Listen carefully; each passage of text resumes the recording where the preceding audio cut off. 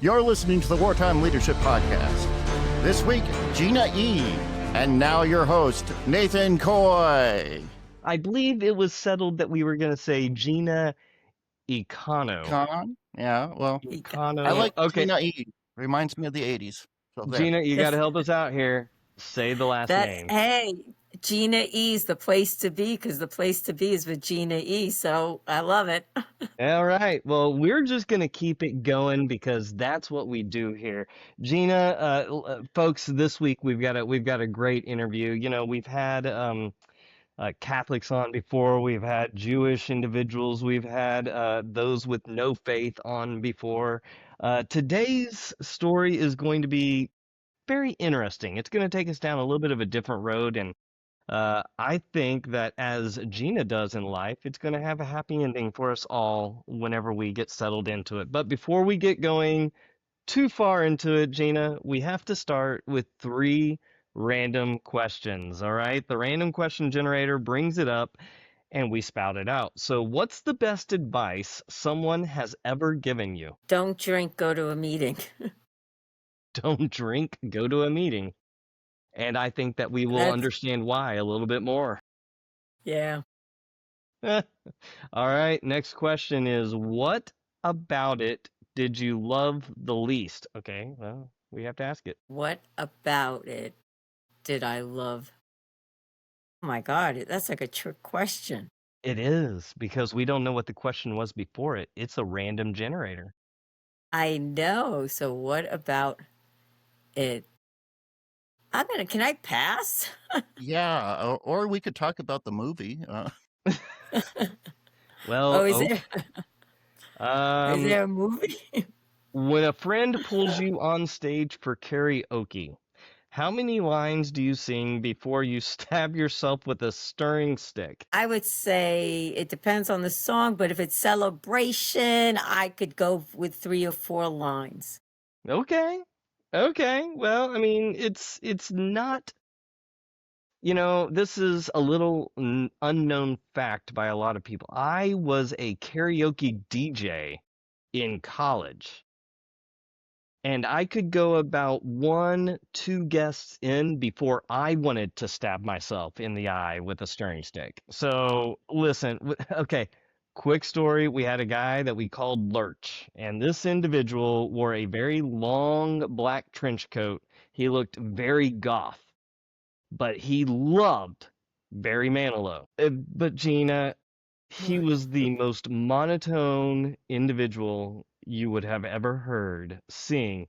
And there was one song that he loved called, he would sing, "When I think of you, I touch myself. Oh, oh, oh, when I think about you, I touch myself." What's the most inspirational saying that you've ever heard? You didn't know what you were getting yourself into, did you? No, I did not. What's the most inspirational thing? That inspired me, Nate. Yeah, that was the top 10 on my list.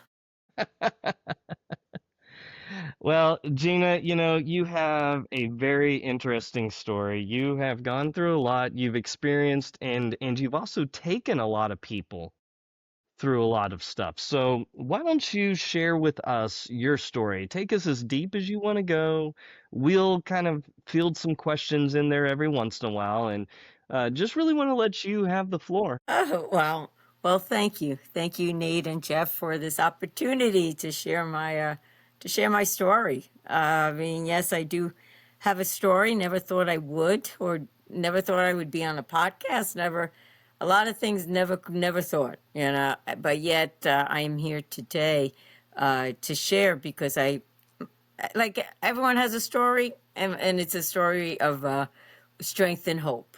Absolutely. And I believe there's always strength and hope in each one of us, because we're alive today and we're kicking. And so there's something to, for that. But I was born and raised in New York. I'm a Long Island girl. We couldn't tell by your voice. Oh, you could? No, I haven't been home in 30 years. That's what everybody says. But yes, I could say, New York, I like being raised there, but I haven't lived there since the 80s. So, but I was one of 8 kids, the seventh child. I graduated from high school. I went to college. I did every college person would do. Is I was a party animal. You know what, Nate? I was a person that was trying to, I was searching for that love and acceptance. And I wrote that song, find it in the wrong places, right? Yeah, I mean, I would have been millions by now because that was my MO. Because I didn't feel comfortable in my own skin. I was insecure. I did not like myself. But I would assume this is how every kid grows up. I mean, We yes, I learn was, through experiences, you know? and from being with my parents, loving childhood, so I can't blame them for anything. It was just me feeling inadequate. I was born with a lot of health problems. My 7 siblings were athletic, popular, gorgeous, whatever you want to say. I compared myself, and here was this little short person that just had a lot of health problems. Like my MO was like, if something bad gonna happen, it's gonna happen to Gina. So that was my kind of my own personal thinking, negative thinking. Like if I was in a car accident with people, I would be the one to go to the hospital, and everyone would walk out. Like everyone was like, yeah, I'm fine. So I I built that up within myself, like, and it just seems like every year something would happen to me, whether it was physical, whether it was an accident. At the age of, when I was in 6th grade, I broke my leg, broke my femur bone, was out of commission for like 2 months, 5 months, in the hospital, etc. So, and it's like people, not to say that they felt sorry for me, but they're like, oh, poor Gina. My mother, I mean, it's not that my mother felt sorry for me, but oh, poor Gina, it happened to her again. So this is my identity that I'm growing up in. We were raised Catholic, so of course we went to church. My parents were very devout, and my father was hardworking. I mean, he put all 8 of us through college, so that's how blessed we were. And I did take that, and I went to college, and I picked up drinking, shooting pool, and that was my life because I was trying to be the hipster, the light, the life of the party, and everything. I would, like I said, I picked up pool because I couldn't really dance, shooting pool. So I graduated with a degree of social work and a billiards. That's how I look at it. And See, and I conti- graduated with a degree in drinkiology. So see, there we go. same Got it. thing. Yeah, right, exactly. And meanwhile, I was a social worker, and I took a class on alcoholics and drugs and all that, and I guess I passed it. I guess I'm not even sure, but I did. I mean, I did get my degree, and I walked down the aisle, and I used that degree. I went to go live in Pennsylvania with my parents because I retired at the time. My parents had me when they were in their later age of life. They had me when my mother was 42, and then had my younger brother when she was 49. So like that generation. The rest of the six oldest siblings were out and about, married, whatever they were doing on their own.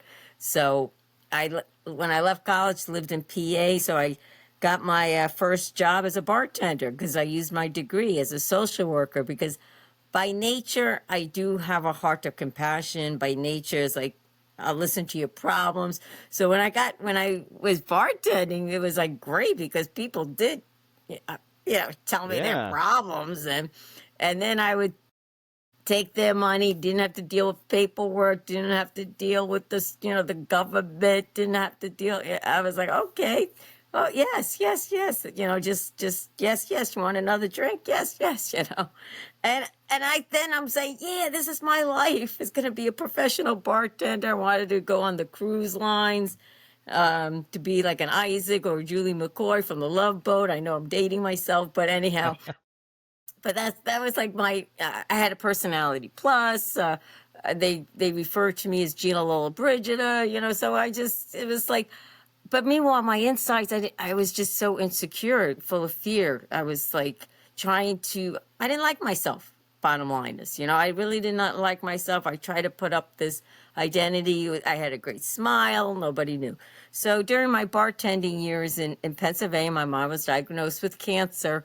And that was my first time ever hearing about cancer, terminally ill. And the doctor gave her 4 to 6 months to live. This was back in 1991. So I'm like, oh, she has to live. She can't die. What does that mean? And she had bone cancer from the get-go.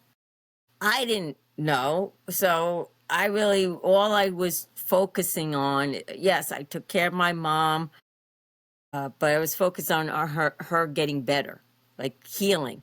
Okay, I'm going to pray. I'll pray my Our Fathers, my Hail Marys. I'll go to church. God, miracle. Mom will be healed. And he didn't heal my mom. And I was so upset because I'm like, I'm doing A, B, C, D, all this stuff. And we're doing this for my mom. We're doing this for my mom. And she died in 5 months. It was like, and it was so horrific for me because at the time, I'm 23 years old. I'm bartending. I'm trying to live this life, trying to find myself. All my other siblings are married. So it's like, they're married. And that's what I wanted to do, is get married and have kids and, have a purpose in life. And so when my mom died, I didn't have a relationship with God. I didn't have a faith. I didn't have hope. I didn't have any of that. So it was pure hell, watching someone you love die. To me, that's what hell is. When you have no faith, no hope, no love, and no God in your life. I did not know that. I was just so angry. I'm like, how could you do this? And so I eventually, once again, I'm a person that likes to search. I'm a searcher. Why? What's the meaning of life?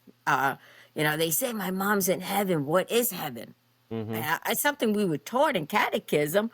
But it was just, and not that I didn't believe in it, I just didn't know it. I didn't know it inside. So I continued to do my searching, and this time I went back to my Catholic church, and I was so angry with God. I'm like, God, I said, where's my mom? I want to know where my mom is. I don't want to talk to you. I want to talk to my mom. So get out of the church, and I want to talk to, and that's how I did it. I did a lot of journaling, a lot of crying, a lot of tears, and just searching. And then I say maybe within the year, I had like a aha moment. I had a spiritual awakening, one would say. I was on a pilgrimage, which is somewhere you go and pray, and it was like, aha, I got the light, like St. Paul, got hit off the horse. I got hit off the bar stools, like, there is a God, there is a life. And then in that, I went from one extreme to the other extreme, says, oh yeah, I'm a Jesus lover. We're going to follow Jesus. I believe in Jesus. I'm going to go join the convent. So I did. I joined the convent. I was a Catholic nun for 12 years in the South Bronx in like the late 1997 to 2008 and 9. So for a good 12 years, I was a nun. So there is a lot to unpack right there. So I'm gonna take a time out real quick. So G knows this. I say recently, within the last 4 months, lost my own mother to dementia. And so we have been kind of going through that same journey. Myself, my father, my father lived with this for 8 years of their marriage. It was the last 8 years of their marriage that he really was struggling through this balancing of, letting her go and wanting to hold on. And I kind of went through the same thing, but I was active duty military up until a year and a half ago, almost 2 years ago now, where you're constantly on the go, you're not putting down roots, you don't really think about things like that to that level. And so to me, it was a little bit, I don't want to say easier, because it's never easy to lose somebody that you love, your parent especially. But being on this journey, going through like that, I think that it's a journey of self-discovery, that you start to find a lot of key things that were either A, missing, or B, were never there in the first place, right? So missing being taken away. What was it about the experience with your mother that drove you from the bar stool to the prayer bench? What it is because I felt like through her death, I experienced the resurrection that Jesus had given us in the church that we celebrate on Easter, which I never experienced in my mind, heart, or soul. So with my mother's death, I'm on this journey to find out where she is, who God is, who's Jesus. And there was just a light bulb that says, "Oh my God, it's Easter, resurrection," which I should have known all along. And there are many Christians that do know that at a young age. I just was closed-minded. I don't want to say I was closed-minded. I can't say that because that was my journey. That's what God allowed me at the time. And so with my mom's passing and just coming to the fact that, oh, God loves me. It's like, okay, I've got to live a good, holy life.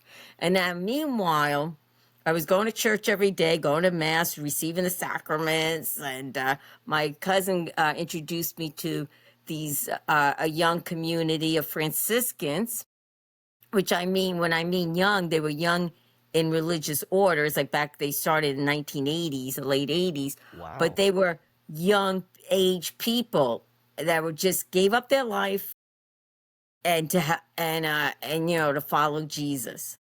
They just gave up their life. And I was like, wow, they look like fun. That's what I want to do. I want to give up my life to God, live a life of poverty, chastity, obedience, go barefoot, go preaching like Francis did, because that's what St. Francis, because we were followers of St. Francis, and say, hey, everybody go back to church, preach, or whatever it may be. So, and that's what drew me to this community. They were friars as well as sisters. They were very well-known Catholic community, probably still are today. And I was just like, yeah, this is what I want. I want to give up everything. I want to and I did. And I just thought that was the way to go. At that time it was. At that time I didn't know better or anything like that. But I'm like, yeah. And it was a fairly new community for the ladies, for the sisters. And I was in the South Bronx. So we worked with the poor, which that to me I loved. I'm a hands-on person. I got along with everyone that I served, which meant the elderly, the gang members, the youth, the dying, everybody loved me, Nate. I was like, everybody loved Sister Regina. Everybody loves Gina. That was my downfall. I was like, what? Because I would try, I loved God and I loved people and I wanted to help them. And I thought, living in a community, in a religious community, of taking those vows of poverty, chastity, and obedience, that was my life. And there was a point where I did make final vows. I gave my life to God, to the church, and to the community. I had about 600 witnesses, people there, from all ages, the homeless guys, like, hey, Gina, your sister, they brought me roses. These homeless guys got money to bring me roses. And it was like, and that to me was my wedding day. And I'm like, this is it. I'm in bliss. In bliss. And then, of course, what comes after the honeymoon, one would say. The hard work that comes along, right? Yeah. So, Yeah. so it's okay. Little side story that looks there when you're sitting there talking about hey, Sister Gina, hey, what I'm thinking of, and I've been to New York City multiple times. Like I absolutely love the city because of the clash of cultures that's there. Because you could walk a block and a half and be in a completely different country. It would feel like. But it makes me think of in Rocky when he walks up and he asks the priest to bless, and he blesses Rocky there on the streets, and you hear the environment of what it looks like for community. But you said something very profound there. You said everyone loved me, but it was my downfall. Yeah. I say that because, like I said, I have a personality plus. And I like people. Sometimes I don't, but I could get along. You put me in a gathering of people and I could probably make friends or start up conversations or whatever it may be. I just do it so that people won't feel uncomfortable, whatever it be. But that's just me. So with being a sister, as I said, here I am. My name is Sister Regina, and everybody loved me. Nobody said no to me because we lived on divine providence. So if I asked anyone, just say a lay person like yourself, say, "Hey, Nate, can you get us A, B, C, D?" "Oh, no problem, sister, no problem." You know what I mean? We'll manage it like that. So no, and that's what one of the guys, a lay person that helped me says, "Nobody says no to Sister Regina. Hey guys, could you help me here?"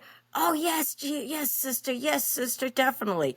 So now, by nature, we're with women. I'm with women. And I didn't realize, I mean, I guess I'm not a woman person back then, but yet, what I say that I got burnt by is because the sisters that were in charge, I felt like by the end I left, like, because I wasn't, I never saw anything bad. I would just say, why are these things happening to me? I always saw the good in it. They're religious people. They really wanted me. They loved me.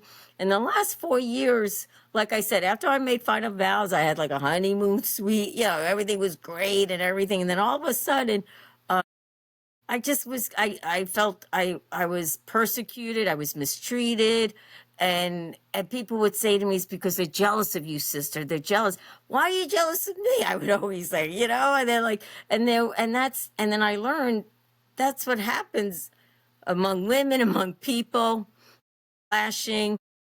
And they were more like a cookie cutter, and I had a spirit, as you could tell, like, I don't want to fit into the spirit. I didn't fit into the spirit, which I thought I did because God called me. I mean, he called me. And to be honest, throughout my religious life, before I made final vows, there were times I was struggling. And I would be in the chapel and I would be praying. I'd be, "God, do you really want me here?" Because I'm like, there's fear. This sister says that, like I can't be myself. Is this, and I would say, "Give me a sign."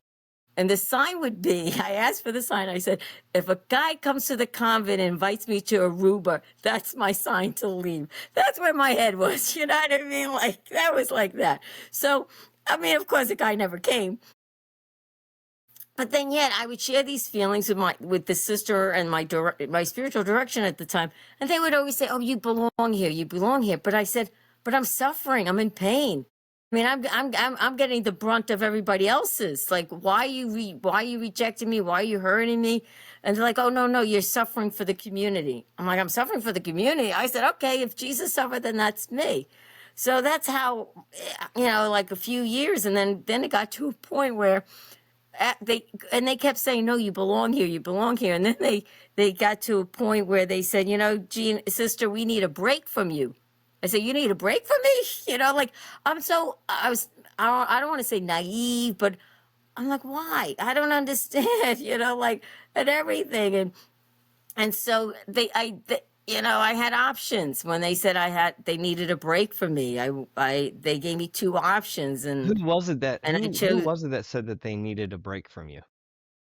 It was my superior, the three sisters above, and the founder of the community, who was my spiritual director at one time. But it got to a point where he was everybody's spiritual director. So I couldn't go to him and gripe, because I was told, "You can't be angry. It's all your fault." So, and I share this freely because I did write in my book. So it's not, it's nothing like I'm hiding or anything. It was just my experience as being a Catholic nun in this community in the South Bronx of New York. And I really thought it was my whole life because I made final vows. So when they said to me they needed a break from me, I'm like, "Okay, what do you want? What do you want me to do?" So I ended up going to a place in Michigan, like a retreat place for religious priests that are having difficulty in their community or in their church or in their diocese to go and get counseling for 3 months. And I was like, "Okay, I'll do this because, hey, I want to find out what's wrong with me." give me a couch. I'll tell you my whole story. You know what I'm saying? Like, I was so open and willing to just to say, okay, I did this, I did this. I mean, and there was really nothing traumatic in my life except that I had all those physical problems, that injury, you know, born with all that stuff, that, you know, I developed that low self-esteem, like, and that was sort of came with me, stuck with me. So I did. I was open. I said, okay, I'll go to Michigan, because I made final vows. Like, as you know, here, when people are married, what do? They go get the help they need to make it work. So I'm married to God. I'm married to the church. I'm married to this community. Okay, I need to go make, you know, I want to make this work, because, I mean, God called me. Why, you know, how could he not call me? Like, how could he say no now? Because all along they kept saying I belong. So I did. I went to that, and I ended up staying 4 months, you know, and they ended up, you know, the diagnosis of that, the place that I went to, they just said, like, your poor low self-esteem from your health issues, you know, because I was born with physical problems, like, it just, you know, unconsciously, you know, and of course I'm like, no, it can't be, you know, because, to be honest, I took it all in. Okay, give it to me, I'll take it. Give it to me. And that's how I felt when it came to the end of my religious life. It's like, you know, my purpose is to suffer. Give it to Gina and she'll suffer. I went through hell. and I, during that time where I went through such isolation and desolation, you name it, rejection, that all I kept thinking to myself, thank God it is not happening to another sister, because they would break. They would break. And that's how I felt. I was like, thank God it happened to me, because I'll handle it. I don't know how I'm going to handle it. I'm going to handle it. And here, you know, I did. I persevered in so many ways. I went to go get help. I come back with a new way of thinking. So I'm like, okay, this is great. But the sisters weren't receptive of my new way of thinking. I was just trying to be me. And then I said, and then what I was also told by Michigan is that I needed a spiritual healing. It's like, what's that? It's something that only God. It's not like, you know, it's not like you take this, whatever, or do this. It's something you need to pray to God. So I pray to God. God, I need a spiritual healing. At this point, I heard about a place in Nebraska from another community of sisters and brothers that lead silent retreats. And I'm like, oh, maybe that, because somebody else had a great experience there. I was like, okay. So I approached the superior to say, hey, can I go for a month in silence to Nebraska? They wanted to get rid of me. They're like, yeah, go. Because this is during this time. I'm coming back from Michigan. They're like, go.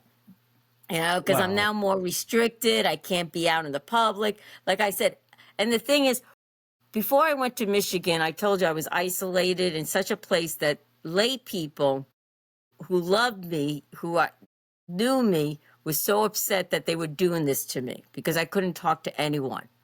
And so now fast forward, here I am, you know, they'll do anything for me. So I go to Michigan, I go for like a month, and the only thing is you're in silence, and you bring a notebook and a Bible. It's a Catholic community that offers it. Okay, a notebook and a Bible. I have to say, I end up staying, through God's grace, 7 months in silence there. Wow. And I did have 7 months straight. And did you have... You spent 7 months in Nebraska? Yeah, 7 months in Nebraska. See, you're yeah. amazed at the fact that it was Nebraska, and I'm amazed that it was 7 months straight of silence. Yeah. Yes, it was. I mean, I had one would say like a sister that would come in, a director. So every 24 hours she would come. That's when I could talk. She would give me some passages in scripture, and then I would have to journal for the 24 hours, saying, God, what are you trying to tell me in this scripture? Write it out, and then she comes back. And but mostly it was in silence.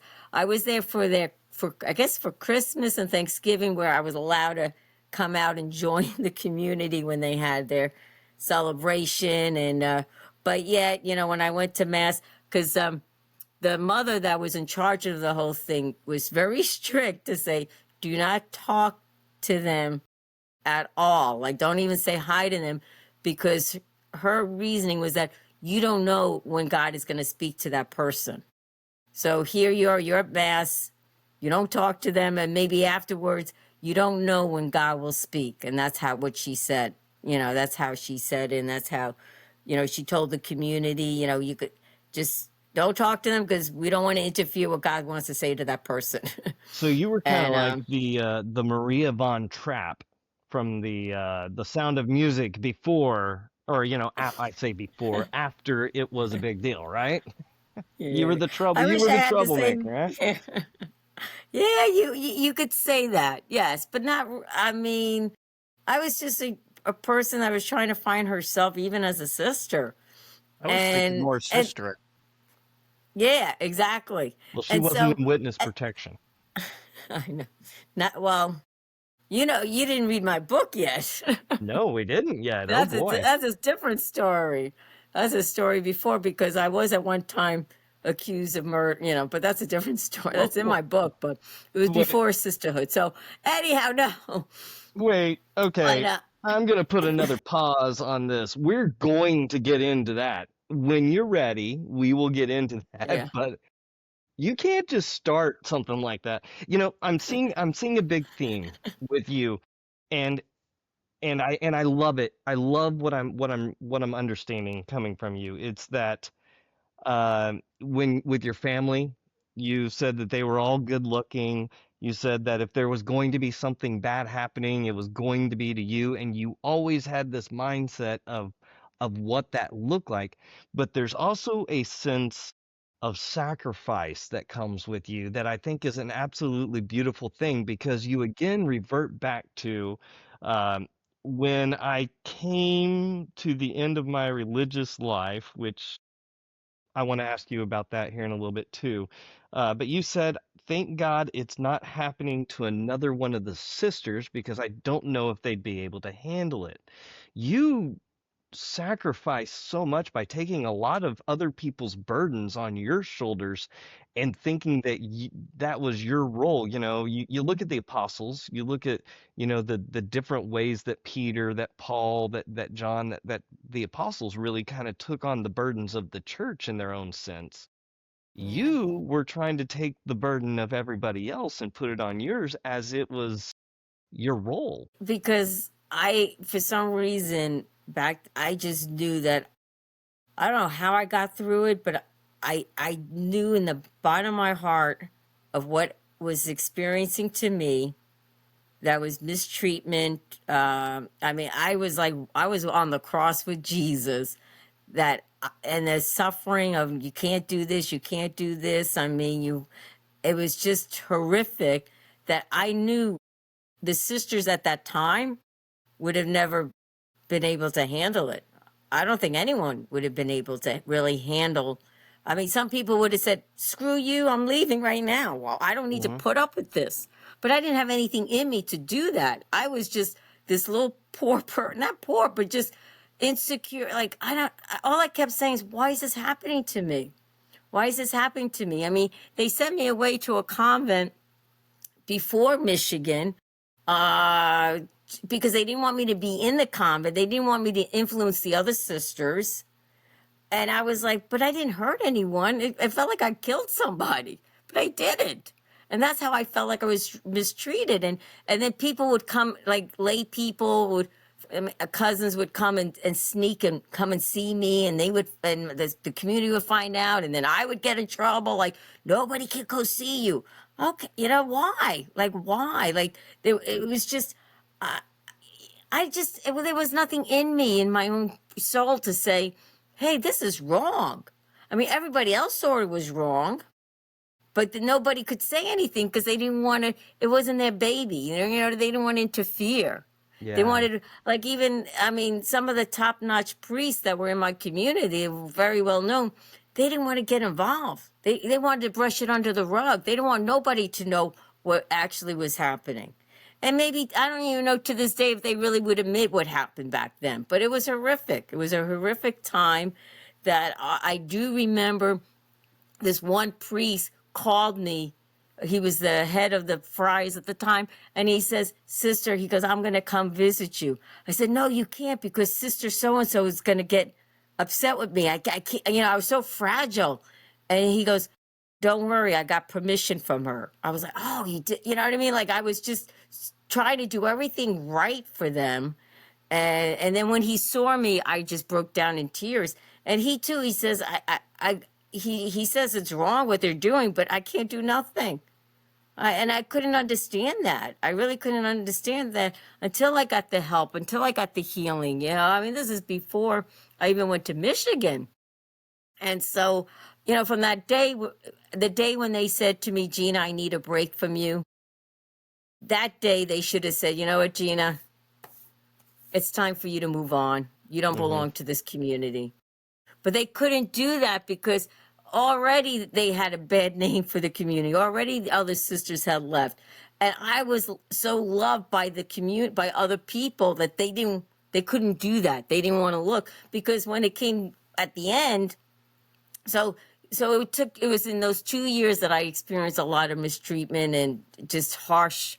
It was just harsh. And by the time I left, they wanted me to write a letter to tell people that it was all my fault to do this. And I'm like, how, and thank God at this point I had a priest as a spiritual director outside the community.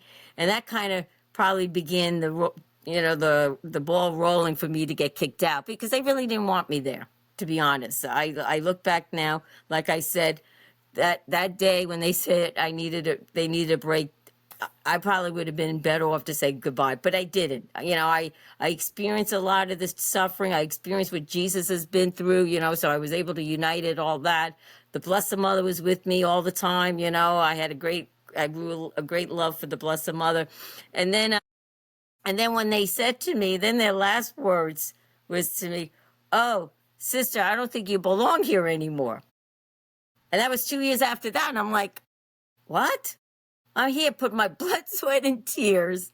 I loved the, when I say I love the community, because I befriended a blood. I helped him out of the gang, everybody would come I just loved it. And then they said, you don't belong here anymore. I was like, okay. And then they wanted me to write a letter to make sure everybody knows that it wasn't their doing. And so I wrote like a general letter, I just said, this is what took place, from the advice of my spiritual director at the time, the Jesuit. And he says, he said, sister, they just crushed your personality, and by the time I went to Michigan, they were run by sisters, and the head sister, who's the psychiatrist, said to me, you're a wilted weed.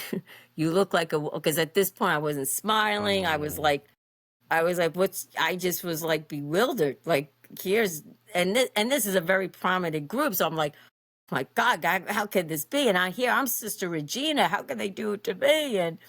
And they did. But the day I left, it was the most bitter, hardest day, but in hindsight was the best day of my life. It was the best. It looks like it kind of pushed you into a deal, but it's like you said, everyone loved me. That was my downfall, right? That everyone loved you. And I think that your degree had a lot to play into it, because of the fact that you had a degree in social work, which is literally a degree of trying or communicating with individuals to get to the bottom of their problems and what they're going through. And I think that you probably did it really, really well, but you used the term, you used the line, when I came to the end of my religious life. Why those words specifically? What is it that you feel you came to that point? Well, because what I felt like the day that they said to me, you don't belong here, it was like I was against the wall and there was nowhere else for me to go. Like it was like hands up, I came to a point in my religion, I did everything. I put my blood, sweat, and tears into this whole community, into my vocation, to God, thinking that this, because God called me, how could he not call me? So I was just like, by the time I left, I didn't know who I was, Well, when I left. we're going to move on to beyond that Yep. point, because that sounds like that was at that lowest point. And to be able to do that, Gina, something I do with everybody, with every guest that we have on, is I ask them one question to kind of do this transition. How do you define spiritual resilience? Wow. How I define it is, for myself, is not to give up, is to keep moving forward. You got to just keep breathing, keep putting one step forward. And also to the best of my ability, I mean, to have like an open heart of just breathing, really. It's just really breathing, moving forward, because I could not tell you how I got where I am today. And if it was, and I look back, it is because of spiritual resilience. I kept moving forward. I just was, and in hindsight, I was carried. I look, I know I was carried by God. Well, because you said when I came to the end of my religious life, but you didn't say your spiritual life, which we're talking about spiritual resilience. So how did you get over? How did you persevere? How did you continue to have your heart breathing forward? I was a zombie. I existed. I don't really know. I just kept moving forward. I stayed in the Catholic faith, all right, because this is where it is. This is where I'm being fed. At first, I mean, when I left the convent, I took off my habit that I wore for 12 years, a full habit, and I wore this prairie skirt with a collar up to here and a thing on my head because my head was shaved. I go to mass the next day and someone says to me, "Oh, sister, what is your name?" And I looked at her and I go, "Oh, am I sister? No, I'm not a sister anymore. I don't know who I am."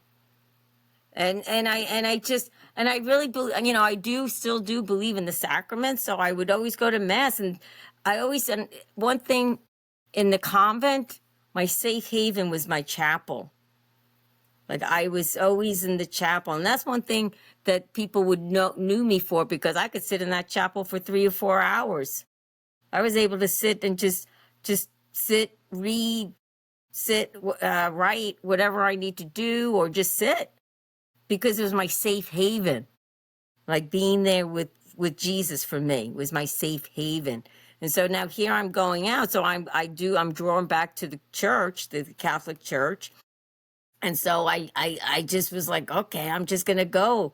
I'm just going to move. I was so, I can't even explain it. But at that time, I still believed. I said, okay, God, you have a reason. You know what I mean? Like, I'm like trying to justify.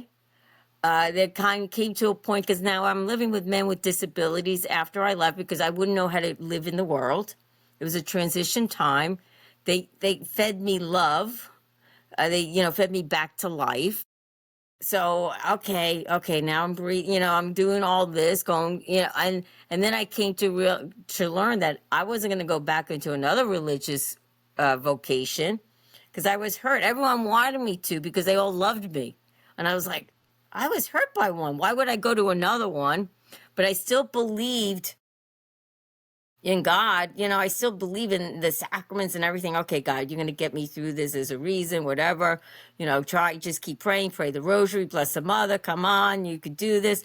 And they would just kind of carry me along. And then after 2 years being with them, after 2 years being out of the convent, I was tired. And I was like, okay, I want to come to the Jersey Shore. And so I did. I'm in my 40s, just, I rented an apartment, which I never knew how to rent. Like, all these things were new to me. And I'm living by myself. And thank God it had furniture, because I wouldn't know how to get furniture, because I lived an austere life. When I was in the convent, I slept on the floor. I didn't have, TV. We didn't have rugs, whatever, comforter, whatever you want, any comfort things. So here I'm just slowly, with the help of friends helping me. And meanwhile, I'm still praying in the church. And then I go get a job, and instead of going to a social worker, like a social work job, I went back to bartending because I didn't know what else to do. Yeah.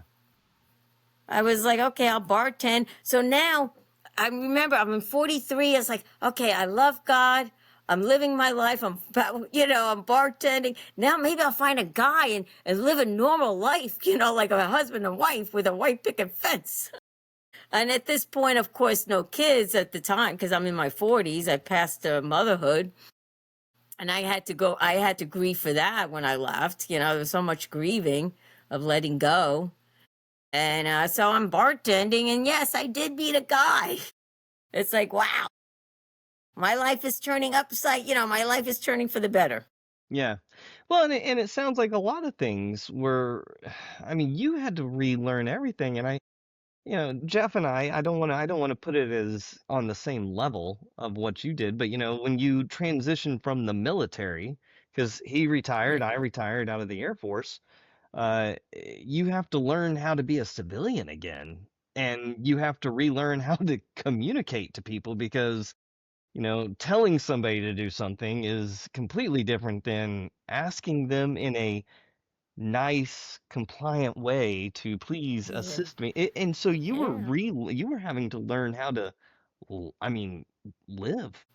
Even relationship. I mean, there was when I was saying, okay, I would love to find a guy. So I would talk to these guys in the bar, and I would tell them everything. I would say I was a sister and everything. Never hear from them. And then a friend of mine says, "Don't tell them you were a former nun. That you won't get called." I say, okay, because I'm being honest. And when to a guy on a train talking, I say, "Oh, he looks nice. This may be." And then you never get a call from him. And so, but when I was bartending, this guy Danny comes in, and I said, "Oh, I was a former social worker."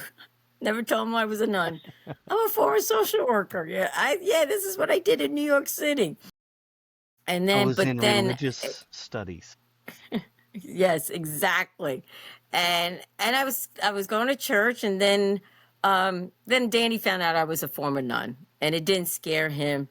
And then this is another turn of my life, is because I found out that he was an alcoholic, and I was like, what to me, alcoholics were bums under the bridge with a paper bag, and I was like, how can, I didn't know, and we felt hard for each other, but the drinking got in the way. But when he was sober, he was a great man, and he did get sober. He found sobriety in Arizona. So I'm like, yeah, okay, I'm gonna go to Arizona, to be with him,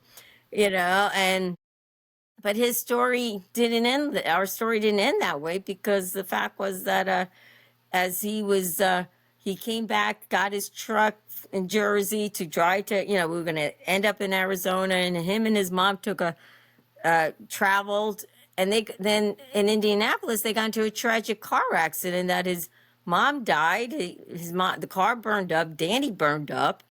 He was sober, fairly sober. He had 60 days, but any day is great. Mm-hmm. And so here I uprooted from Jersey Shore and went to Indianapolis to be with him, because I didn't know if he was going to be survived. He burnt on this half of his body.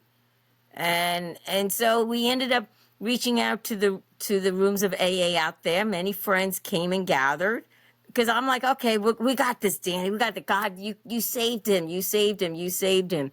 And still, I had no idea of alcoholism. I'm still like learning and growing and self-discovery, as you said earlier. And so, and then ultimately, we got engaged, but then he ended up drinking because he saw his mom burn up. What does alcoholics do? They drink to wipe away the pain, of tragic. And it was a real tragic story. So anyhow, he, I'm like, okay, but Danny, you could stop. But ultimately, he ended up dying from the disease. He ended up falling, hitting his head a month before our wedding day. So now you're talking about spiritual resilience. I'm dead here, Nate. Wow. I don't even know what spiritual resilience meant back then. Then I was flatline. I was like, I'm done, God. My whole life, I'm trying to get something what I want, whether it's at first white picket fence or the sister or something.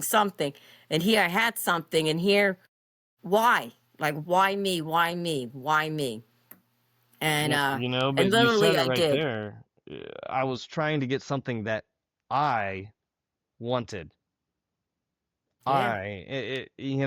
I think what people forget about in relationship with God is that um, almost 100% God gets what God wants.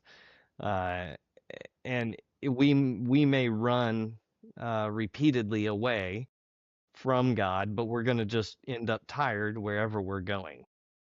So what was the Yeah. moment that was it was just you were tired. You were done running. You were just, I was, yeah, I was done running. I came back to the Jersey Shore. I was in complicated grief. I didn't want to live. I wanted to die. Of course, at this point, I stopped going to church. I stopped believing. I stopped not believing. I just was so angry. I was so angry with God, myself, Danny, alcoholism. So I decided, as you could hear also the thread of my stories, that I go searching, like, what's the meaning? So I go into the rooms of AA, not as an alcoholic, but as a searcher. Why did Danny die? Why couldn't he live? You guys got this miracle and he didn't. Granted, he saw his mom burn up, but God couldn't give him. You know what I mean? Like, I was questioning this whole thing. And so when I went in, I did. I went into these meetings, and I ended up just being drawn to these meetings, even though I hated everyone. I wasn't a happy camper. I wanted everyone to die.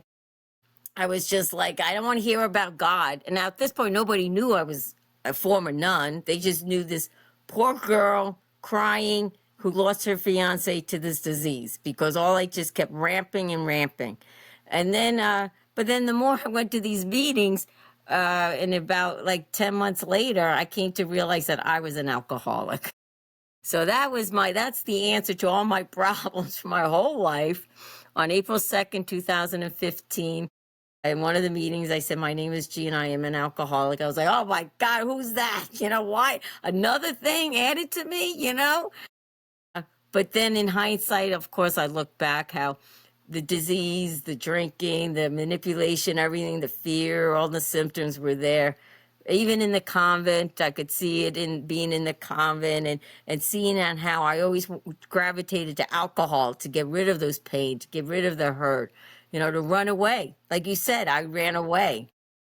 And so here I'm trying to look at like a nun, but meanwhile I'm running away, going to a bottle, thinking it was the chapel or the bottle that kept me safe, when I was in the convent. And I see that in hindsight. Of course, a nun can't be an alcoholic, you know what I mean? But then I learned it doesn't discriminate. So yeah, so now to the answer to all my problems, that I come to find out that I am an alcoholic. I've been working the 12 steps.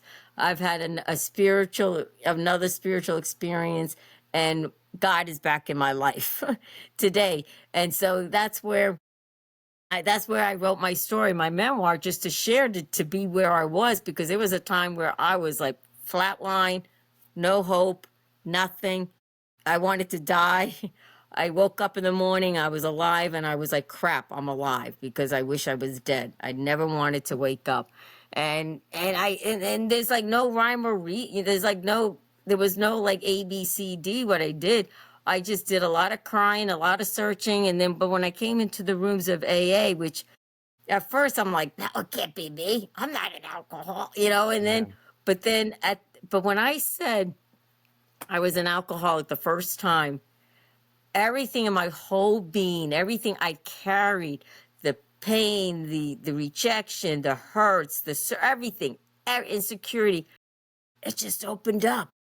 It opened up my whole being. And then I heard God, or I heard a voice saying to me, now, what do you want to do with this? Do you want to go run away? Do you want to go to the alcohol? Or do you want to, work, get healed and work the steps? So I was like, oh, I mean, it was difficult the first year being in the rooms, because I kept fighting it. But I didn't pick up a drink. Like, that's what I said in the beginning. What's the best advice? Somebody says, don't pick up and go to a meeting. Because when I was always questioning or in a bad spot, okay, I'm not picking up, I'm going to go to a meeting. I'm going to go to a meeting. I'm going to go to a meeting and listen. and listen. And through God's grace, I haven't picked up since that day. And it has been a greatest gift in my life. Now in hindsight, like I say, the disease was, I see the reason I went through and coulda, woulda, shoulda, like if I knew. And then I talked to some people and they said, oh, Gina, you could have used these rooms 30 years ago, like my cousins. But that wasn't my story. That wasn't Yeah. my story. And I just thank God that he kept me alive and he kept me through all this. So You're right. You were definitely in complicated grief because you were trying every form of healing and just not finding the one that stuck. And I think that there's something very significant in the fact that you were a bartender who then at the end of all of this, you're an alcoholic, even though for 12 years you lived without it, but now here you are 10 years sober, completely sober, which is amazing and is not a simple feat, especially for a former bartender. yeah. But I do have to say, as a sister in the convent, I was in charge of the alcohol. We had alcohol. Mm, We had alcohol on Sundays on special occasions. So I would know my lay people yeah. like you guys and say, hey, could you give me a case of this, a case of that? Well, the Yeah, funny thing, Yeah. I was getting that in there. I'm like, yeah, it's like when we would deploy. You're not supposed to, but you can always No. get it. you knew Yes. exactly where to go. If you wanted it, you knew where to get it. That's to say the This least. But yeah, that guy right there. I would say, your life sounds like The Sound of Music 2, The Rise of Gina the Phoenix. It just you have been through Thank so you. much. Where are you at now in life? Like where are you personally feeling, emotionally, mentally? Where Yeah. are you? Today I have to say I'm happy, joyous, and free. And within. I do live with my boyfriend. He's in the rooms, which has been a great gift. I know Danny brought him in my life. I live a life as a sober, faithful woman today. I'm also, like I said, I'm a first time an author that I wrote my story last year, but I also, I'm an end of life doula at Yeah. the same time. I, I'm there for those who are dying, who are passing from this life to the next. And I am so sorry for your mom's passing. But yet, being with our loved ones at their moment or being there, it's a gift. And I see things differently than I did when I experienced my mom's death and when I experienced Danny's death. Like today, I have no problem being with someone that is passing from this life to the next. Being with the family, grief is like my best friend. Like I'm never went to school for it. It's just the hard knocks or life of knocks or whatever they say that, and so that's what I do today. I offer my service in that way, and as well as trying just to spread that message of hope and strength, not to give up. And I do a lot for the AA community as well, to keep me sober and to help other alcoholics to achieve sobriety as well too. So 'Cause no one can say no to Sister Gina. that's right. Well, I appreciate it, and I know that we've had several people in our life, in our family, as we've gone through this journey with my mother. Thank you for saying that. So Shake the Dust Off Your Feet and Walk is the name of your Yes. book. Uh, I know people can go to Amazon. I'll remember to put a link in the description so that individuals can Okay. go and purchase. But what is it? What is it of? Everything I shared with you, plus more, like in the details of my experience as a sister with Danny, my how I found myself in the rooms of AA, and plus the murder plot that I I was do a want to hear suspect just a at one little bit. time. Real quick, I was working for a lady and her husband. I was an aide, and one time I came and there was a tape, and turned out that they were killed. She was shot in the head, and he was beaten to death, and they had a log flume, and I was the last one to see them. I was the only one, and so it was a time of stress, and the cops thought I had done it with somebody else. I saw the FBI. I did the lie detector test. I failed it 3 times. So, I mean, but then yet I didn't do it. And they Okay, did they ever ultimately find out found, who did? they happened to find the person out 5 years after. And when I became a nun, because then here, after they got killed, I went to be a nun, and they're thinking, oh, you're running away, etc. And and then 5 years later, matter of fact, when they reopened the case, they came to me as a sister to to see, and I was like, I didn't do it. I mean, I look good to doing it, but I didn't do it. And because they were trying to they wanted me to confess that I did it, and I kept saying, no, God's on my side. I mean, I was, oh boy, I mean, it was literally, Jeff, I think you're right. This is the plot of Sister Act 3. I think we've already found it. It's already written. We have a manuscript that's ready to go. Gina, yeah. thank you so much for blessing us today with your story of resilience. Thank you so much for giving your definition of what it looks like in your life. And I have to say, I always take at least 1 page of notes. In your case, I've got 2. Uh, but Oh boy. I really do see this rise of the phoenix in you because of the fact that you started out as a bartender, you took care of the alcohol as a nun, and then you became a bartending sister. But one final thing, and I know we're kind of going over a little bit of our time. You said that there was a lady that came to you and called you sister and said something to the effect of, are you doing okay, sister? Do you know where you are?